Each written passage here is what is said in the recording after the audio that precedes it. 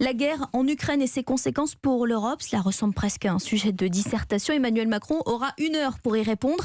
Le président de la République est l'invité de France 2 à 20h30. Interview durant laquelle il sera question entre autres de la crise énergétique. Le mois dernier, Paris et Berlin avaient annoncé un accord. Oui, un deal donnant-donnant. L'Allemagne doit livrer de l'électricité à la France. La France, elle, s'occupe d'acheminer du gaz en Allemagne. Justement, le gazoduc passe en Lorraine, à 100 km de la ville de Metz. C'est par là que passait le gaz russe avant la guerre. Baptiste Morin, la France va désormais s'en servir pour son voisin allemand. Oui, mise en route imminente pour le gazoduc d'Obergeilbach. La France est engagée à fournir chaque jour à l'Allemagne jusqu'à 5% de ses importations de gaz afin de répondre à 2% de la consommation allemande.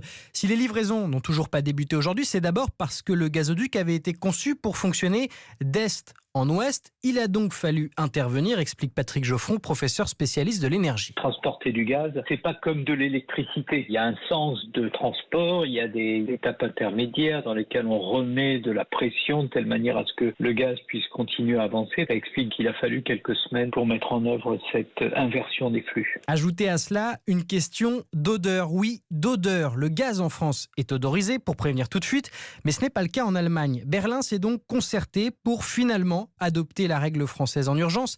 GRT Gaz, le transporteur français, nous confirme que les livraisons doivent débuter en principe cette semaine, mais pour l'heure, pas 1 kWh de gaz n'a encore été livré à l'Allemagne. Baptiste Morin du service économie d'Europe 1.